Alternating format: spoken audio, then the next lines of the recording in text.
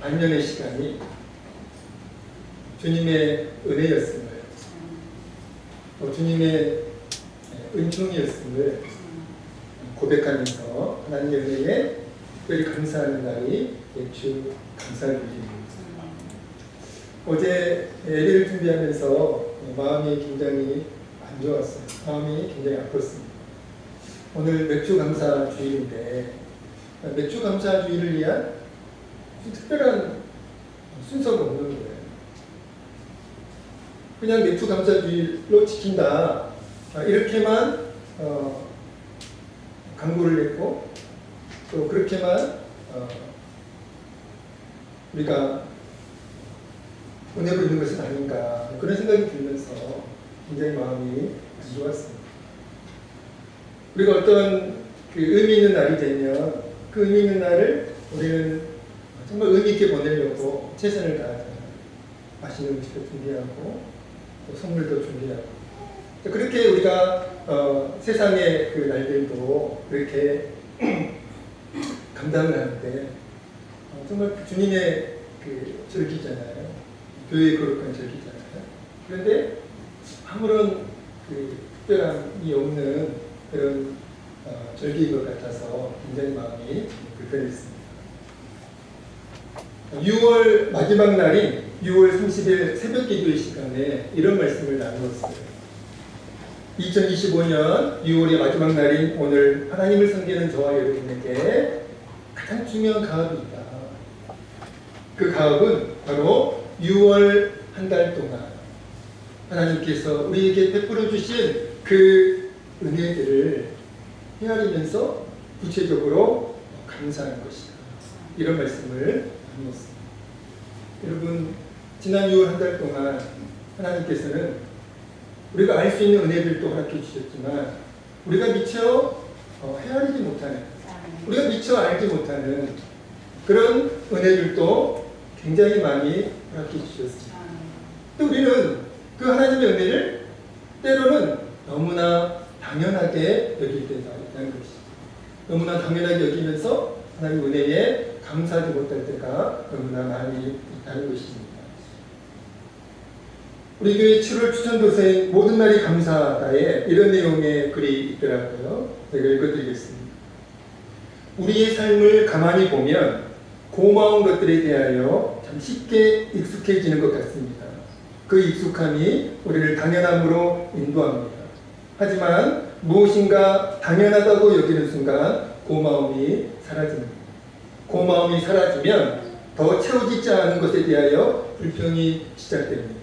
감사를 잃어버리면 거기에서 끝나는 것이 아니라 감사의 자리를 불평과 불만이 대신합니다. 감사는 지나온 우리의 삶에서 하나님의 손길을 고백하는 것입니다.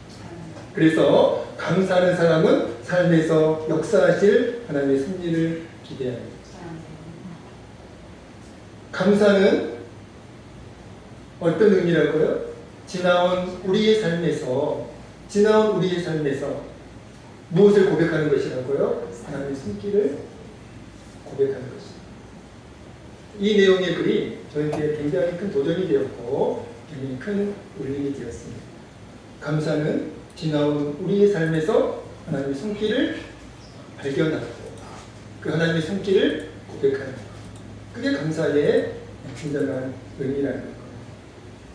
오늘 하나님의 사람으로 맥주 감사주일을 지키는 저와 여러분에게 하나님의 은혜에 대한, 하나님의 은총에 대한 당연함이 아니라, 하나님의 은혜를 당연하게 여기는 것이 아니라 하나님의 은혜를 깨닫고 그 하나님의 은혜에 감사하는 여러분 되시기를 주의 이름으로 간절히 축원드립니다.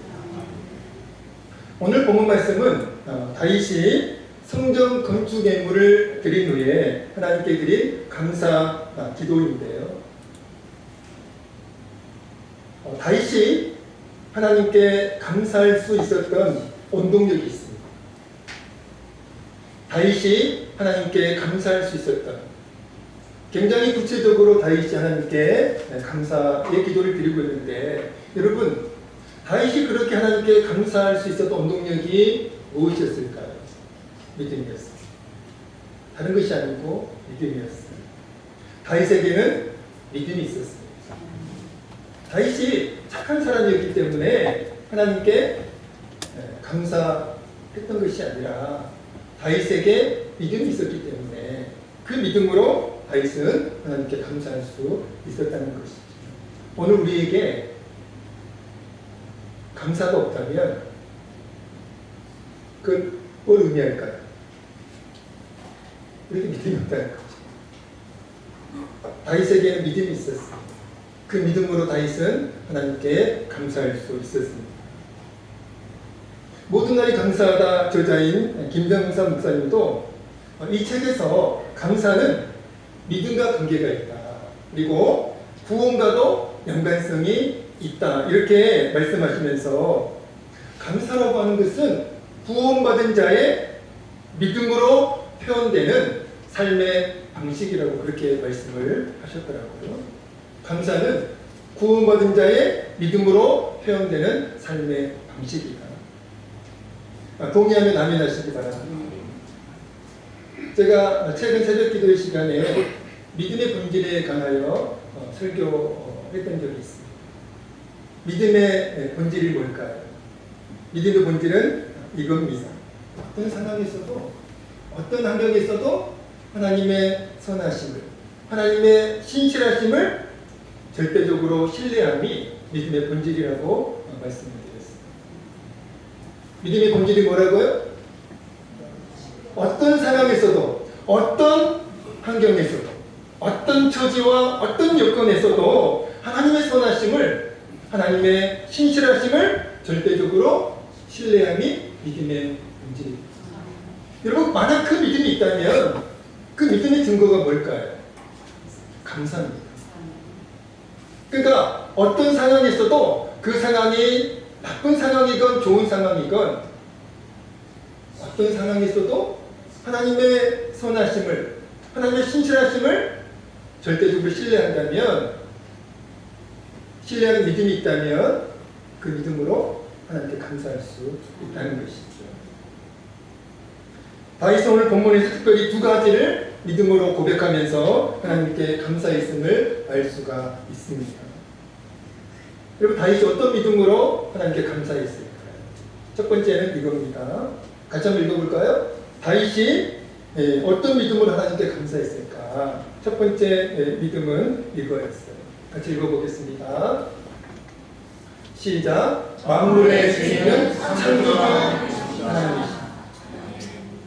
다윗이 처음으로 고백했던 고백의 내용입니다. 만물의 주인은 창조주 하나님이십니다. 우리 11절 말씀 오늘 같이 읽어보겠습니다. 오늘 본문 11절 같이 읽어보겠습니다. 시작.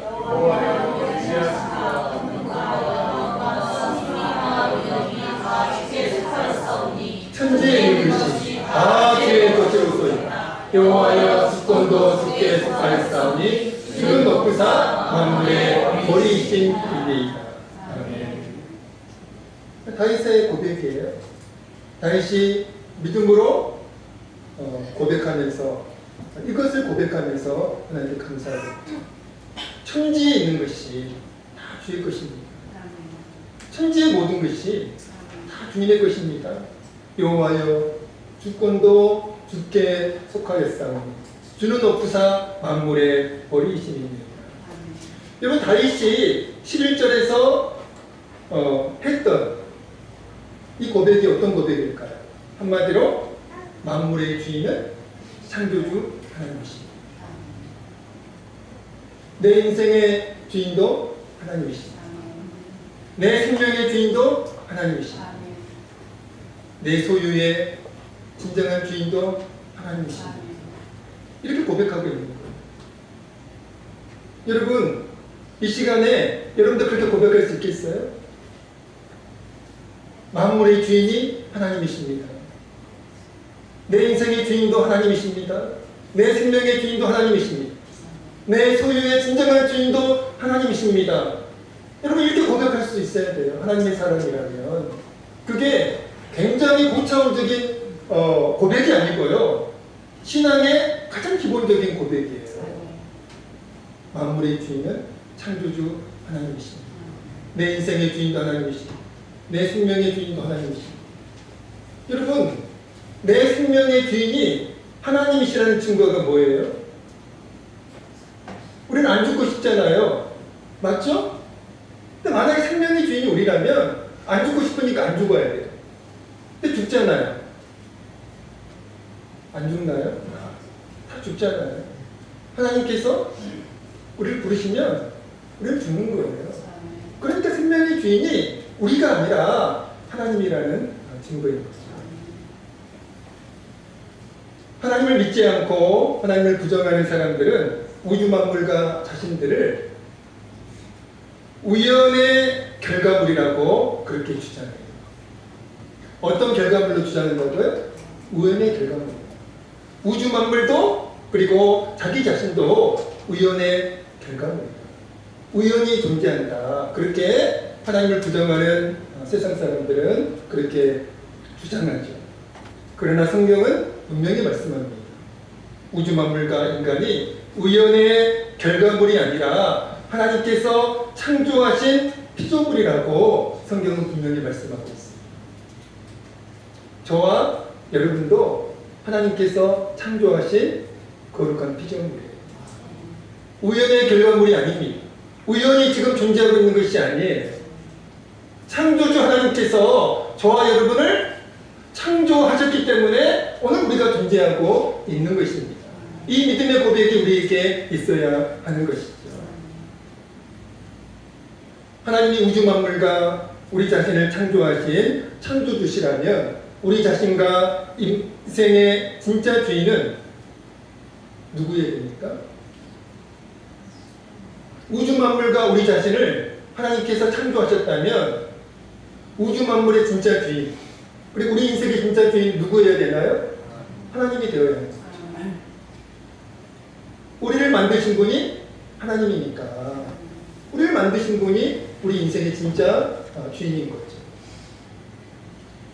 예수님 누가복음 12장에서 한 부자 비유 말씀을 하시면서 그 비유 말씀의 주인공인 부자를 어리석은 사람이다 그렇게 말씀하셨죠. 언어적인 표현은 이 바보야 이렇게 말씀하셨어요. 너는 바보다. 너는 바보 같은 사람이다. 그렇게 주님이 말씀하셨어요. 누가복음 12장 20절입니다. 같이 읽어보겠습니다. 누가복음 12장 20절입니다. 시작. 하나님은 이르시되 어리석은 자야 오늘 밤에 내 영혼을 도로 찾으니 그러면 내 준비한 것이 누구의 것이 되겠느냐 하셨습니다. 왜 예수님께서 그 비유에 나오는 그 부자를 어리석은 사람이라고 말씀하셨을까요? 이 바보야 라고 말씀하셨을까요? 그 부자는 인생의 진짜 주인, 우주 만물의 진짜 주인이 하나님이신데 그 사실을 믿지 않았죠. 창조주 하나님을 믿지 않았습니다. 그리고 자기 자신이 자신의 주인 노릇을 한 것이지. 그래서 주님께서 어리석은 자야, 이 바보야 이렇게 말씀하신 겁니다. 다윗은요 자신과 만물의 주인이 창조주 하나님이심을 믿었어요. 내가 우연히 존재하고 있는 것이 아니라 이 땅에 존재하고 있는 모든 것들이 우연히 존재하고 있는 것이 아니라 하나님께서 창조주 하나님께서 창조하신 피조물이고 그러니까 내 인생의 진짜 주인은 내가 아니라 하나님이시라고 하는 내 생명의 주인이 하나님이시라고 하는 그 믿음의 고백을 가지고 하나님께 감사했다는 거예요. 바라기는 오늘 우리에게도 그 믿음의 고백이 있어져서 그 믿음의 고백으로 하나님은 내 인생의 진짜 주인이십니다. 하나님은 우주 만물의 진짜 주인이십니다. 그렇게 믿음으로 고백하면서 하나님께 감사할 수 있는 여러분 되어지기를 주의 이름으로 간절히 축원드립니다. 다윗이 믿음으로 고백하면서 하나님께 감사할 수 있는 두 번째 이유는 이겁니다. 같이 읽어보겠습니다. 시작. 나의 모든 것이 전적인 하나님의 은혜이다. 나의 모든 것이 전적인 하나님의 은혜입니다. 14절 말씀 읽어보겠습니다. 14절입니다. 14절 시작. 이처럼 즐거운 마음으로 드릴 힘이 있었나이까 모든 것이 주께로 말미암았사 우리가 주의 손에서 받은 것으로 주께 드렸을 뿐이니이다. 16절도 같이 읽겠습니다. 16절 시작. 우리 하나님 여호와여 우리가 주의 거룩한 이름을 위하여 성전을 건축하려고 미리 조수가 이 모든 물건이 다 주의 손에서 왔사오니 다 주의 것입니다. 아멘. 여러분 다윗이 14절과 16절에서 표면적으로 자신이 하나님께 성전 건축 예물을 드릴 수 있는 것이 표면적으로는 하나님의 은혜임을 고백했어요. 표면적으로는. 그러나 여러분 다윗이 14절과 16절에서 강조하고 싶은 본질적 메시지는 따로 있었습니다. 그게 뭘까요? 나의 모든 것이 전적인 하나님의 은혜입니다. 이 메시지를 다윗은 강조하고 싶었던 겁니다. 나의 모든 것이 전적인 하나님의 은혜입니다. 여러분들 이렇게 고백하실 수 있으실까요? 주님, 나의 모든 것이 전적인 주님의 은혜입니다. 지금 병에 걸려 있는데 지금 사업이 안 좋은 상황인데요. 그럼에도 모든 것이 주님의 은혜입니다라고 고백할 수 있겠어요? 그래도 고백할 수 있어요. 다윗이 14절에서 모든 것이 주께로 말미암아 싸우니라고 고백했는데요. 그 고백의 의미가 뭘까요? 모든 것이 주께로 말미암아 싸우니. 이 고백의 의미가 뭘까요? 모든 것이 하나님의 은혜라는 것. 여러분 다윗의 인생에 꽃길만 있었을까요? 다윗이 꽃길만 걸었길래 이렇게 고백할 수 있었을까요? 아니요. 다윗의 인생에는 꽃길 별로 없었어요. 가시밭길이 훨씬 많았습니다. 고통스러웠던, 즐거웠던 순간보다 괴로웠던 순간들이, 고통스러웠던 순간들이 훨씬 더 많았어요. 다윗의 인생에 무수히 많은 시련과 고난이 있었습니다. 어떤 시련과 고난은 정말 견디기 힘든 그런 시련과 고난도 다윗의 인생에 있었지. 그러나 당시에는 그 고통스러웠던, 그 괴로웠던, 정말 견디기 힘들었던 그 시련과 고통이 결국 하나님의 은혜였음을 다윗은 깨닫습니다. 아, 그 시련과 그 고난도 주님의 은혜였구나. 그리고 결국 모든 것이 하나님의 은혜임을 믿음으로 고백하면서 다윗은 하나님께 감사하고 있는 것입니다. 저도 제 인생을 돌아보니까 정말 고통스러웠던 순간들이 많이 있었습니다. 정말 힘들었던 순간들이 많이 있었어요. 그때는 정말 견디기 힘들었죠. 죽고 싶었던 그런 순간들도 있었습니다. 차라리 죽었으면 좋겠다. 그런 상황들도 있었죠. 그런데 지나와서 보니까 그 시련과 고통이 하나님의 은혜였더라고요. 변장하고 찾아온 축복이었더라고요. 아멘을 안 하시네요. 동의하기 힘드시겠죠. 그럼 고난은요, 하나님의 사람들에게 고난은 변장하고 찾아온 축복이에요. 그 시련도, 그 고난도 하나님의 은혜입니다. 성경은 범사에 감사라고 말씀하시죠. 범사에 감사하라. 너희를 향한 하나님의 뜻이다. 이렇게 말씀하고 있잖아요. 범사는 나쁜 순간도 있고 고통스러운 상황도 있습니다. 이 성경은 고통스러운 상황에서도 괴로운 환경에서도 감사해야 된다고 말씀하고 있는 걸까요? 이유는 간단합니다. 우리의 봉사가 하나님의 은혜 가운데 있기 때문에 그렇습니다. 왜 하나님의 사람들이 봉사에 감사해야 된다고요? 안 좋을 때에도, 괴로울 때에도 왜 감사해야 된다고요? 그 괴로운 순간도 하나님의 은혜 안에 있기 때문에 그렇다는 거예요. 제가 좋아하는 찬양 가운데 주님의 선하심이라고 하는 찬양이 있습니다. 찬양의 그 내용은 이래요. 나의 삶 주님 안에 있네. 나의 삶 주님 안에 있네. 주님의 선하심이 날 인도하시네. 주님의 선하심이 날 지켜주시네. 그리고 우리의 삶은 주님 안에 있습니다. 우리의 삶은, 우리 인생은 주님의 은혜 가운데, 주님의 손길 가운데 있습니다. 아까 믿음의 본질이 뭐라고 그랬어요? 믿음의 본질. 어떤 상황이 있어도, 어떤 환경이 있어도 선하신 하나님을, 신실하신 하나님을 절대적으로 신뢰하는 거예요. 그게 믿음의 본질입니다. 다윗에게는 그 믿음이 있었어요. 사울이 자신을 죽이려고 하는 그 순간에도 다윗은 주님의 신실하심을, 주님의 선하심을 신뢰했어요.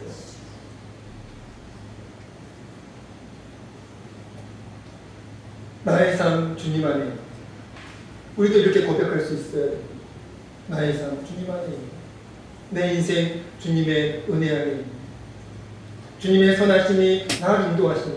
주님의 선하심이 나를 지켜주시네. 여러분, 우리의 인생은, 우리의 삶은 하나님의 은혜 안에, 하나님의 은총 안에 있음을 믿으시기 바랍니다. 여러분, 우리 삶이 정말로 주님의 은혜 안에 있음을 믿는다면, 우리의 인생이 주님의 은총 안에 있음을 믿는다면, 여러분, 당연히 주님께 감사할 수 있어야 되는 것이죠. 주님의 선하심이라고 하는 찬양은 그런 의미의 찬양이에요.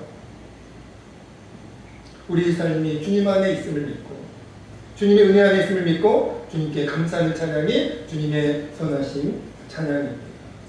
다윗은 자신의 모든 것이 하나님의 은혜임을 믿음으로 고백하면서, 좋은 순간에만 하나님의 은혜라고 그렇게 고백하지 않고, 자신의 모든 것들이, 자신의 모든 인생이 하나님의 은혜였음을 믿음으로 고백하면서 지금 하나님께 감사하고 있다는 것이죠. 여러분, 어떤 상황이 있어도 신실하신 하나님을, 선하신 하나님을 조금도 의심하지 않고 온전히 신뢰하는 여러분 되셔서 어떤 상황이 있어도 봉사에 감사할 수 있는, 믿음으로 감사할 수 있는 여러분 되시기를 주의 이름으로 간절히 축원드립니다. 말씀을 정리하면서 말씀 마치려고 하는데요. 여러분, 다윗이 하나님께 감사할 수 있었던 원동력 무엇이었다고요?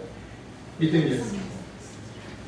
다윗이 착한 사람이었기 때문에, 선한 사람이었기 때문에 다윗이 하나님께 감사할 수 있었던 것이 아니라 다윗에게 믿음이 있었기 때문에 그 믿음으로 하나님께 감사할 수 있었다는 것이죠. 여러분, 목사라고 해서 감사 잘할 수 있는 건 아닙니다. 직분자라고 해서 감사 잘할 수 있는 건 아니에요. 믿음이 없으면 목사라고 할지라도 맨날 원망하고 불평해요. 제가 그저께인가 어제인가요? 제가 거울을 보면서 면도가 그 수염이 많이 금세 자라 있는 거예요. 그래서 화가 나는 거예요. 왜 벌써 수염이 이렇게 자란 거야? 그러니까 목사니까 그러면 안 되잖아요. 그런데 목사에도 또 원망하게 되더라고요. 여러분, 우리에게 믿음이 없으면 하나님께 감사할 수 없습니다.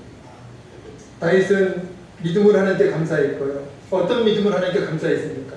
첫 번째, 만물의 주인은 창조주 하나님이십니다. 내 인생의 주인, 내 생명의 주인이 하나님이십니다.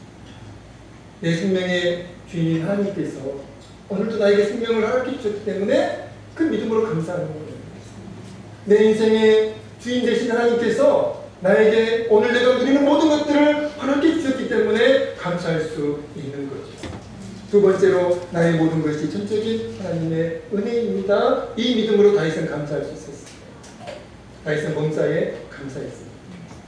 자신의 인생이 하나님의 은혜 안에 있음을 믿고 감사할 수 있었다는 것이, 우리 성도들도 모든 것이 전적인 하나님의 은혜임을 믿고 범사에 감사하는 우리 신실한 성도들 되어주기를 주의 이름으로 축복합니다. 찬양하시겠습니다.